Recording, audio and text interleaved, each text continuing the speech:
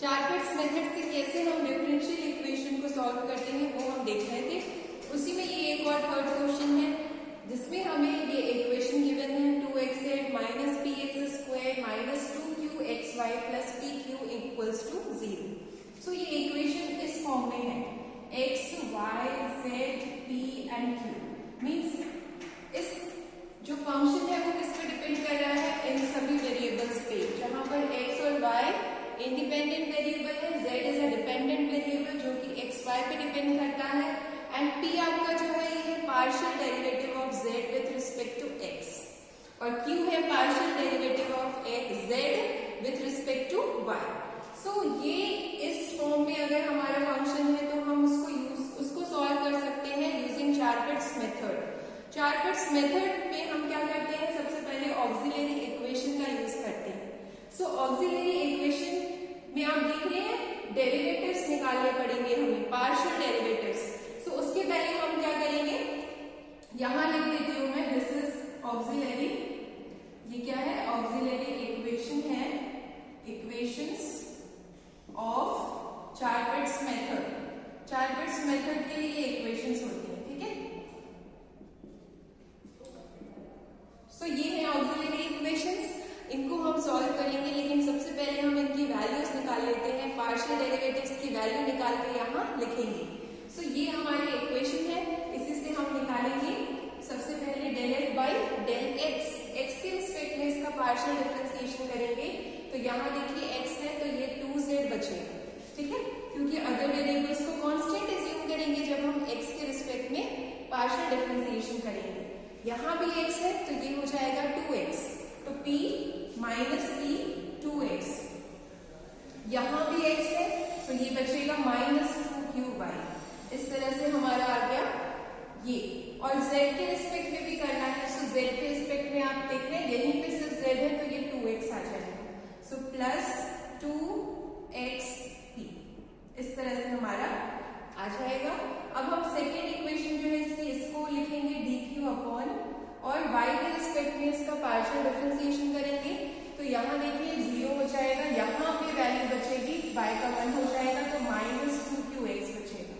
फिर plus z के respect में आपने अभी देखा था 2x आया था और ये q का प्रोडक्ट करना है इसमें, then dz upon minus p के रिस्पेक्ट में पार्शियल डिफरेंशिएशन, तो यहाँ वेरिएबल p है जिसका वैल्यू 1 हो जाएगा, सो माइनस एक्स स्क्वायर बचेगा।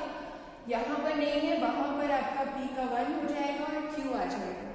फिर माइनस q, इसको q के रिस्पेक्ट में करना है f, दिस इज f, ठीक है। ये जो हमारा फंक्शन है गिवन उसी को हमने f एज्यूम किया, आप बिल्कुल कंफ्यूज नहीं होइएगा कि ये f कहाँ से आया है। सो जो हमारा फंक्शन है, जो हमें इक्वेशन है, उसी को हमने f of variables x y z p and q ये ले लिया है, दिस इज f। अब हमें क्या निकालना है, सेकेंड इसी को f को डिफरेंशिएशन करना है partially with respect to q। तो यहाँ देखिए दिस इज q, तो ये बचेगा माइनस 2xy प्लस p, इस तरह से आ जाएगा। अब नेक्स्ट जो हमारा है this is dx upon del F by del p, p के रिस्पेक्ट में अभी किया था हमने, यहाँ 2x आ जाएगा माइनस 2x और वहां पर q।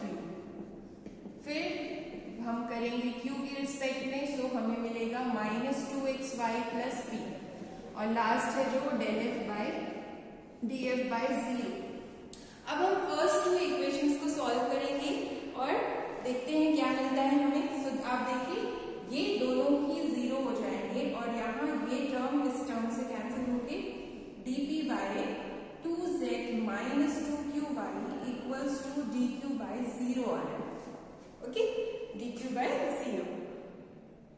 हमें इस इक्वेशन को सॉल्व करना है तो हम क्रॉस मल्टीप्लाई करेंगे, सो 0 इंटू dp 0 हो जाएगा, सो आ जाएगी हमारी equation dq equals to 0।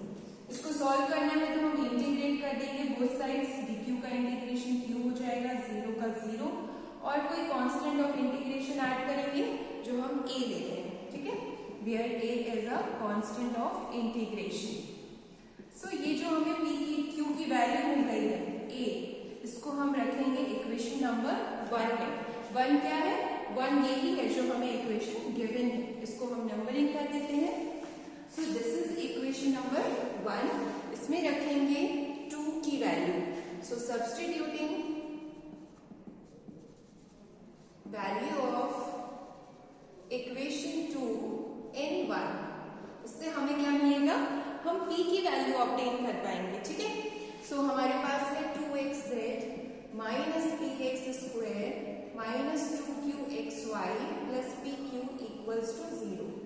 So ये हमारी इक्वेशन है जो गिवन है। इसमें हमें q इक्वल्स टू a लिख देना है। सो q कहाँ पर है? यहाँ नहीं है, इधर है।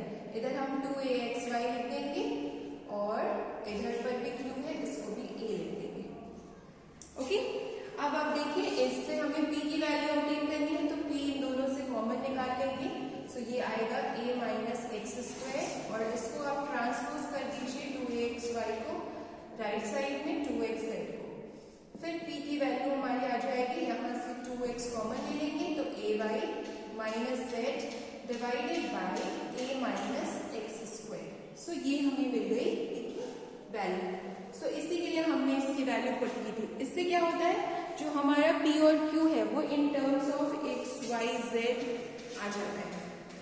ओके, सो ये आ चुका है। अब हम क्या करेंगे, इसके आगे अब हमें ये वैल्यूज जो हमारी p और q की आई है ये हम रखेंगे सोल्यूशन निकालने के लिए इक्वेशन में। तो मैं इक्वेशन लिख देती हूँ जिसमें हमें ये वैल्यूज पुट करनी है और फिर इंटीग्रेट करना है। So this is our solution, dz is equals to p dx plus q dy। आप जानते हैं, मैंने अभी बताया कि z क्या है? z is a function of x and y। ठीक है, z क्या है? डिपेंडेंट वेरिएबल है जो कि x और y पे डिपेंड कर रहा है। सो अगर हम इसका टोटल डिफरेंशिएशन करेंगे तो dz कितना आ जाएगा? dz होगा आपका del z by del x into dx plus del z by del y into dy। This is ये होगा। और ये क्या है? This is equal to p and this is q। So ये आ जाएगा हमारे पास। इसमें हमने एक वैल्यू रख देनी है p और q की, जो कि हमने in terms of x y z निकाला है। p q हमारा p ये है, इसको लिख देते हैं 2x a y minus z divided by a minus x square dx और q हमारा a आया है तो दिस इज a dy। सो हमने क्या किया है, वैल्यूज रखी है। कौन कौन सी? इसको इक्वेशन नंबर 3 दे दीजिए यूजिंग इक्वेशन 2 एंड 3। ये वैल्यूज हमने रखी। अब हमें इसे इंटीग्रेट करना है। इंटीग्रेट करने के लिए हम क्या कर रहे हैं, सबसे पहले इसको ले आ रहे हैं लेफ्ट साइड में इस तरह से। सो ये होगा 2x a by minus z divided by a minus x square dx। अब आप देख सकते हैं हमने एक तरफ yz ले लिया है तो इसको हमें इधर ले आना चाहिए, इसको जो कि है yz के टर्म्स में, ये है हमारा ay माइनस z। ओके, सो ये बचेगा रिमेनिंग। अब इसको इंटीग्रेट करना है। सो इंटीग्रेट आप देख सकते हैं इजीली हो जाएगा। यहाँ पर अगर हम इसको कोई नेक्स्ट वेरिएबल t ले लेते हैं, सो पहले माइनस साइन कॉमन ले लिया जाए दोनों तरफ ताकि ये कुछ सिमिलैरिटी आ जाए।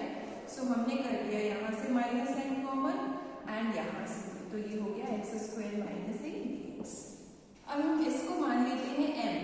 आप इजीली ले सकते हैं, इसको t ले लीजिए या तो इसका डिफरेंशिएशन करेंगे तो dz a dy equal to dt आ जाएगा। इधर आप चाहें तो एक्स स्क्वायर माइनस a को m ले लीजिए, सो इसका differentiation 2x dx equal to dm आ जाएगा। ये वैल्यूज आप इधर रखेंगे। सो ये क्या है हमारा dt और नीचे t इंटीग्रेट करेंगे। यहाँ पर आप देख सकते हैं 2x dx क्या है dm और नीचे m। इंटीग्रेशन क्या होता है इसका? log t होता है, 1/t का log t और यहाँ पर 1/m का log m। सो कोई कांस्टेंट ऑफ इंटीग्रेशन ऐड करना पड़ेगा जिसको हम ले लेते हैं log b ताकि log कैंसिल आउट हो जाए। कांस्टेंट ऑफ इंटीग्रेशन है, ठीक है, वो आप log में भी ले सकते हैं, नेगेटिव भी ले सकते हैं, पॉजिटिव भी ले सकते हैं। इसलिए हमने रिक्वायरमेंट के अनुसार इसको ले लिया log b। ओके, सो यहाँ लिख लीजिएगा this log b is a constant. ये हमारा कांस्टेंट है। अब आप देखिए, ये हमने अगर लॉग की प्रॉपर्टी लगाएंगे राइट साइड में तो ये हो जाएगा लॉग m इंटू बी। आप जानते हैं लॉग की प्रॉपर्टी प्रोडक्ट की क्या होती है, log m into n equal होता है log m plus log n। सो ये प्रॉपर्टी हम लगाएंगे तो ये लॉग m भी हो जाएगा, लॉग एंटी लॉग लेके कैंसिल हो जाएगा, t equals to m b। t की वैल्यू रख दीजिए, t की वैल्यू हमने क्या मानी थी, z minus a by m लिख दीजिए, m है x square minus a equal into b। So this is our solution. So this is the complete, यही होता है solution, this is the complete integral. Okay, complete integral जो आएगा that is the solution. This is the complete integral of the given equation. Okay, differential equation. So इस तरह से इसको solve करेंगे। जो हमारी इक्वेशन थी वो इस फॉर्म में थी, इसमें हमने चार्टर्स मेथड का यूज किया, जिसमें जो आपका वर्किंग रूल है वो कहता है कि सबसे पहले आप ऑक्सिलरी इक्वेशन, सबसे पहले आप इसको, इसमें अगर राइट साइड में कोई टर्म है तो लेफ्ट में लाके उसको f बना लीजिए, फंक्शन क्रिएट कर लीजिए। देन आप ऑक्सिलरी इक्वेशन लिखिए, फिर उसकी फर्स्ट टू टर्म्स को सॉल्व करिए, फिर आपको कोई p और q फाइंड आउट होगा, फिर उसका यूज करके आप equation number 1 means given equation में रखेंगे तो आपको p मिलेगा या q जो भी है। देन उन दोनों वैल्यूज को p और q को आप इस इक्वेशन में रख देंगे, ठीक है। ये भी इम्पोर्टेंट इक्वेशन है, और फिर आप इजीली इसको सॉल्व करते जाएंगे, एक टाइम पे ये इंटीग्रेट हो जाएगा और फिर आपको मिलेगी इस टाइप की इक्वेशन जिसमें आप देखते हैं p और q नहीं है, ओनली x y z है। This is called complete integral, जो कि